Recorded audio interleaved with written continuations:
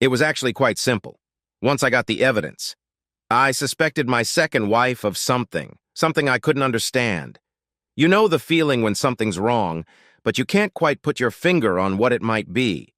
I've always felt that it's some subconscious part of your brain that collects and analyzes random facts until it finds a pattern and then tries to tell your functional part that something is wrong.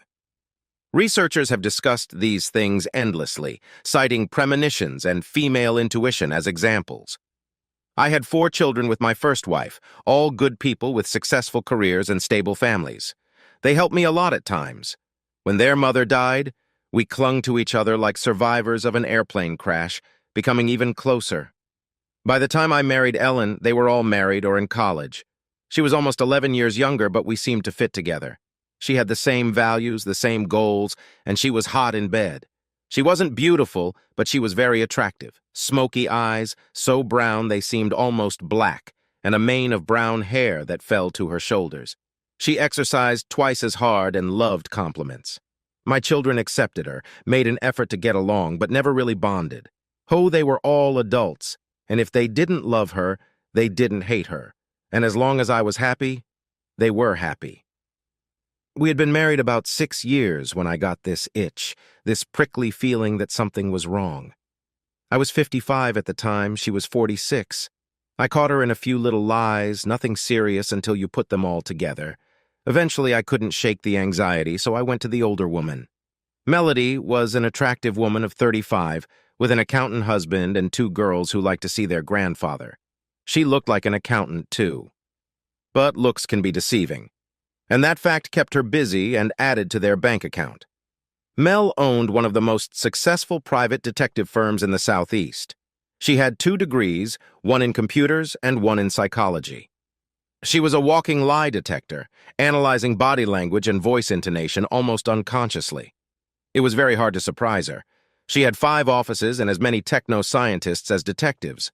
One of her tricks was to hire older ex-cops, both men and women, and young geeky kids. Who notices a geek with a laptop or a grandmother out for her morning walk? Not so much, judging by her bank account.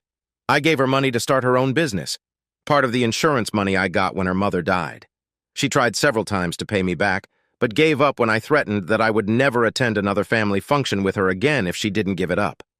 She didn't seem shocked when I voiced my concerns. No platitudes of, "It's probably nothing," or "Maybe it's just your imagination." Just a simple, "I'll look into it." She did this for 2 weeks before she asked me to stop by her office on my way home. I had an office downtown, right next to her office.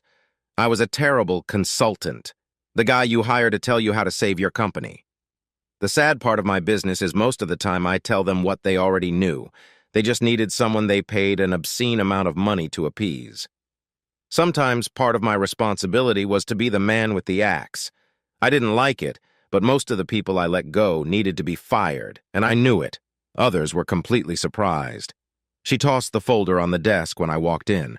Our neighbor, a 34-year-old married father of 2. He was unemployed and spent his time while his wife worked and his children were in school, relieving my wife's tensions by holding all sorts of jobs in all sorts of places.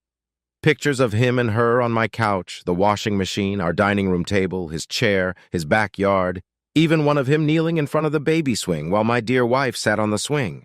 Hell, what did he have against beds? Mel watched me carefully, knowing me well. "Don't do anything stupid, Dad. Just leave her and live your life. She can't take anything away from you. The prenup takes care of that. I know you. I inherited my cunning mind from you. If you think of something, don't do it." It was too late, but I thanked her for the advice. She looked me in the eye and picked up the phone. "I'm calling Junior. He needs to know anyway. After all, he's your lawyer. Maybe he can talk you out of what you're up to." That brings me to my oldest son's den. Mel sent me some pictures. I've already started the paperwork. You need to stay calm and let me handle this. Please, Dad. "Okay," I said calmly. "When can you do it?" "It's Tuesday. I'll apply tomorrow, do a couple of favors, and on Friday she'll be served whenever and wherever you want. You're going home?" "Yeah, I think I'll be on my best behavior for 2 days. She hasn't been paying much attention to me lately. She'll never notice anything." He stood up when I was about to leave and put his hand on my shoulder. "Don't do that, Dad. Do what? Whatever you're up to. I can see it in your eyes. I assured him I wasn't going to do anything stupid. I found out later that I wasn't in the car before he called his friend, one of the most successful defense attorneys in the state. Dave, keep your schedule flexible. I may have to use you soon. I was right. She hadn't noticed anything. I had a few days off between assignments, so I decided to stop by to see my youngest son. He was sitting in the back, but when he heard the bell ring, he came out grinning. Hey, Dad, what's up? Before you answer me, I already know. Junior and Mel called me last night. I figured you'd stop by. What can I do for you? He was my wild child, covered in tattoos and piercings. 3A his whole life, he never got in trouble. He inherited his mother's wicked sense of humor and my sense of right and wrong. He could have studied whatever he wanted in college, but he took his lifelong fascination with guns and turned it into a very profitable business. I did for him what I did for my other children and gave him startup money. He was a master gunsmith with an almost cult-like following. He specialized in SWAT team weapons, customizing and cheating their guns. He guaranteed their sniper rifles a range of 350 yards. You could cover the first 3 shots with a quarter, the next 3 with a 50-cent coin. If you could hold it steady, you could hit it. He did all the work for the 3 major cities around here, as well as most of the work for the local SBO and FBI. He also had a very profitable gun store and police equipment supply line. Thanks to him, I had a lot of guns, and the family often shot together on a 20-acre lot I owned, far out in the county, which we turned into a shooting range. He took aim at all his guns. He was married, which I thought would never happen. She owned her own tattoo parlor, was very talented, and her work was regularly featured in magazines. It was love at first sight. I liked her a lot. I picked up a few new items he showed me, never knowing when they might come in handy. On the way home, I got a call from my youngest daughter, a nurse practitioner and partner in office. I heard, Dad. Are you all right? Do you need anything? You're not going to do anything stupid, are you? I smiled. I could see her frowning at the phone, her reading glasses perched on her nose.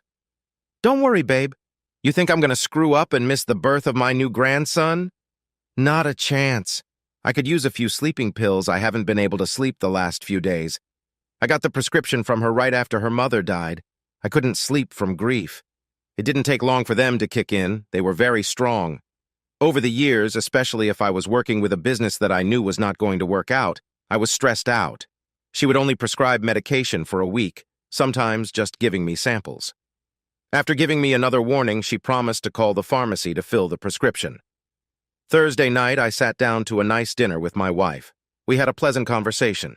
If I didn't already know better, it would have been hard to believe what she was doing. I opened a bottle of wine from a local vineyard that I knew she loved. I'd picked it up that afternoon. I poured her a glass as we relaxed after our meal. I didn't like wine, and she knew it well, so she wasn't surprised when I opened a beer. When her glass was empty, I poured her another and took another beer. About halfway through the second glass, she nodded. I took the glass from her hands. You look sleepy, honey. Why don't you lie down on the couch and relax? I'll put on some music and clean up the kitchen. She mumbled something like, thank you, and snored. I cleaned up the kitchen and made 2 phone calls. Now was all that was said in the first one. The second one took a little longer. Sandy, how are you? I'm good. Did Barry find a job yet?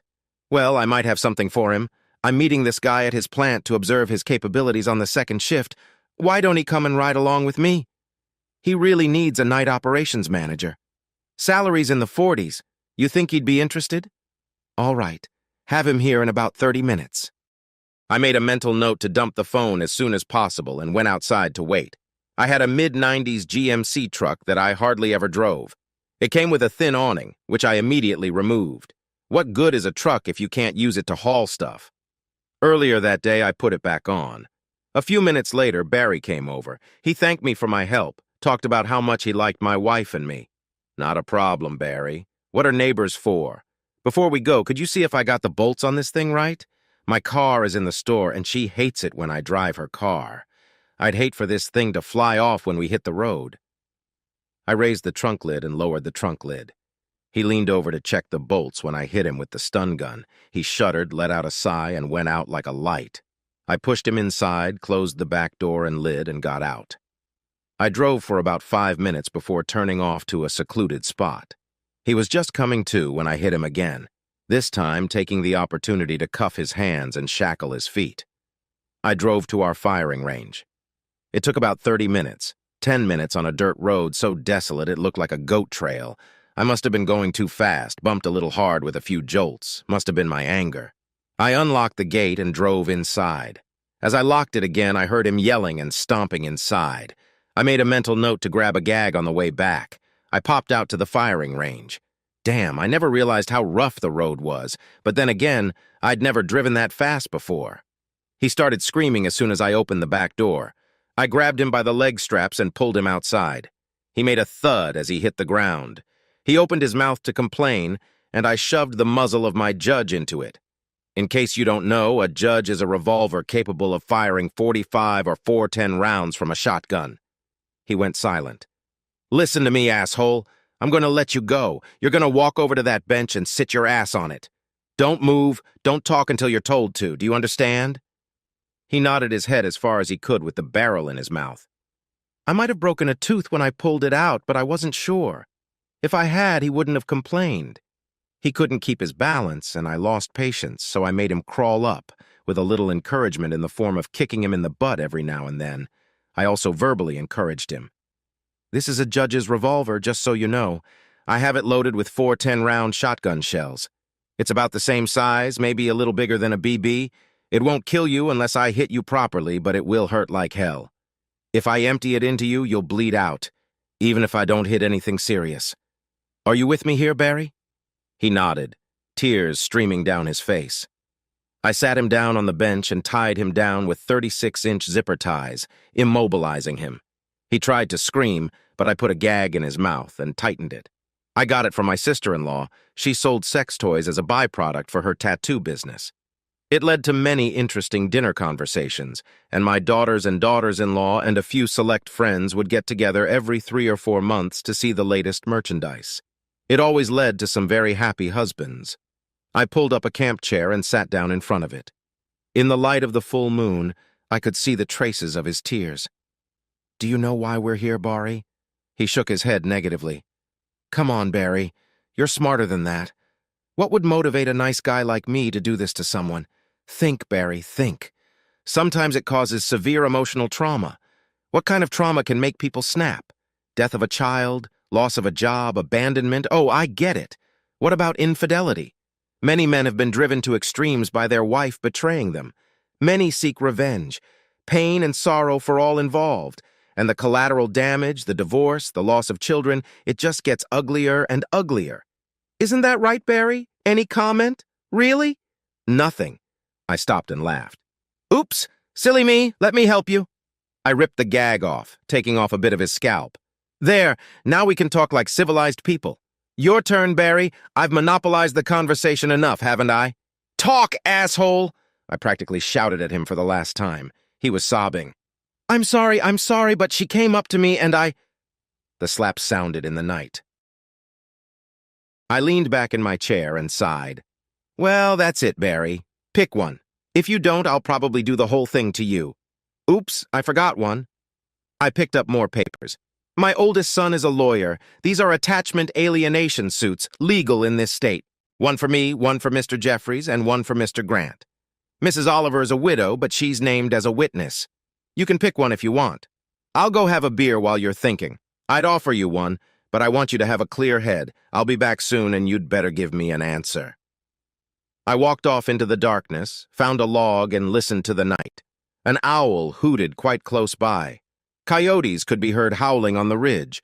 Tree frogs sang in chorus on the wet ground, addressing the night. It was peaceful. When I returned, he was lying on his back, apparently screaming. I shook him roughly.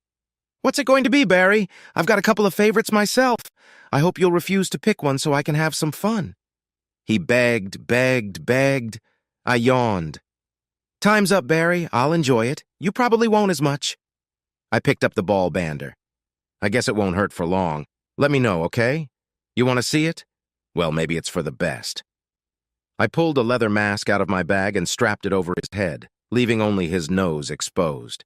I replaced the castrating tape with a regular strong rubber band. I heard him scream.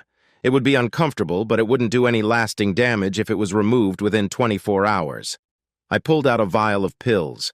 They were estrogen pills left over from the hormone replacement therapy my soon-to-be ex-wife just had to have to make her skin look younger. The worst it would do was make his pecs ache for a day or two and probably raise his mood swings. I pulled out a bottle of water and put 5 pills in my hand. I unzipped the zipper on his mask and clamped his nose shut. He opened his mouth to scream, but I shoved the pills down and shoved the water bottle down his throat. He choked and spit, but eventually swallowed. I was humming to myself when I heard a voice come out of the darkness. "That's enough, Dad. I think you've made your point. We'll figure this out on our own." All 4 of my children came into the world with one son-in-law and one daughter-in-law. "How do you know that?" I asked in surprise. Mel laughed. "You're so predictable. From the beginning, I had 2 people watching you. I wanted to stop you early, but I got a majority vote. They wanted you to have some fun. You're a scary person, you know that? Go home. You have other problems to deal with. We have one." I bowed to their wisdom and left. To aftermath. I called Sandy right after I hit Barry, telling her I couldn't wait any longer and had to leave. I actually had an appointment, but I was late and called to cancel it. She didn't know where he might be. He came home 4 hours later. The police brought him in. He claimed he had been forcibly put into a car, robbed, beaten, and left on the side of the road. As events unfolded, the police firmly believed it was a disgruntled husband or group of husbands. I had a half-baked alibi that the police easily believed. My wife was unconscious and could not tell me exactly when I got home. I will never forget her scream the next morning when she went to take a shower. I had an intricate tattoo on my privates that proudly read, "Barry's Slut." It wasn't a real tattoo, but one drawn with ink that tattoo artists experimented with. It was guaranteed to last 3 months. It was used for people who weren't sure they wanted a real one. If they chickened out, the ink would come off and there would be no harm done. My sister-in-law was beyond suspicion. Many witnesses saw her and the rest of the family eating lunch at a local diner. Hypothetically, it could have been a fellow artist who was moving out of town and could use a little extra money. Just a wild guess. I was on my way out the door on a short vacation when she screamed out, leaving pictures and a no-fault divorce decree on the dining room table with a note saying I would help her get settled in an apartment and pay her expenses for 3 months while she looked for a job, or if she didn't sign, and I would leave her out in the cold after a very public divorce. She signed. She lived across town for a while, then met and married a man 4 years younger than her, but I guess a relationship with an older man wasn't too good for her. They moved to Alaska right after the ceremony. I laughed when I heard she passionately hated the cold weather. I never asked why she decided to cheat. In fact, I never spoke to her again. The lawyers sorted it all out. The pictures appeared in various mailboxes in the neighborhood. Sandy kicked Barry out and he went to an unknown destination, right in front of Mr. Jeffries and Mr. Grant. After the dust settled, I asked Mel to track him down to file divorce papers and set up child support. I'd heard he was having a hard time paying the proper amount of support and living a decent life, but as long as he was paying, no one cared. I unofficially adopted Sandy as another child, really giving her a shoulder to cry on. I talked to Mr. Oliver and got the terms of her mortgage renegotiated. He was very sympathetic. So sympathetic that 11 months later, I kept the boys with me while they were on their honeymoon. His wedding gift to her was a paid-off bill for her house. 2 years later, the boys had a younger sister. Mr. Jeffries divorced his wife, as did Mr. Grant. Mrs. Jeffries moved across town and spent the next 3 years trying to reconcile. Finally, he spoke to her, and she returned to the neighborhood. They had not yet remarried. Mrs. Grant had nowhere to go since she was out of state. I saw her walking down the road with a single suitcase and crying. I felt responsible, so I drove her home and put her in the spare bedroom. She took over my household, keeping it clean. Turns out she had a good head for business, so now she also manages the home office. I bought us a gym membership, and while I was lifting, she lost over 100 pounds in weight. She became very attractive.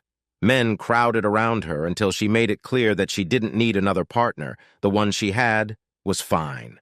After she lost the first 50 pounds, she surprised me by waking me up in the middle of the night, bouncing on my bed. "I think this will pass," she said. "What the hell are you talking about?" It took me a second to realize she was naked. Weight test. I'd wanted to do this forever, but I was afraid the bed wouldn't hold both of us. Now move over. I always sleep on my right side. She still does. My kids thought it was a riot when she announced at Thanksgiving dinner that we were going to start a family. I tried to talk her out of it, but she said I was about 6 weeks too late. I did the right thing and married her. All 4 of my children had long conversations with her about my views on fidelity. I think it may have scared her. Turns out her husband was cheating on her and she was doing it purely out of revenge. Unfortunately, thanks to me, he had proof and she didn't. Our daughter was born about 3 days before my 5th grandchild. My 58th birthday was 10 days away. I realized I would be 80 when she graduated from college. The kids had recently thrown a Halloween party and insisted we come. It was a horror-themed affair. I had a fake axe and a hockey mask, my beautiful wife dressed as Elvira, and she had the body for it. The only thing scary was how sexy she was. My sister-in-law, the tattoo artist, was wearing a tea-suit and carrying a briefcase. The other kids wanted to know who she was. "I am my father-in-law. He's the scariest man I've ever met," she said. She won first prize for her costume.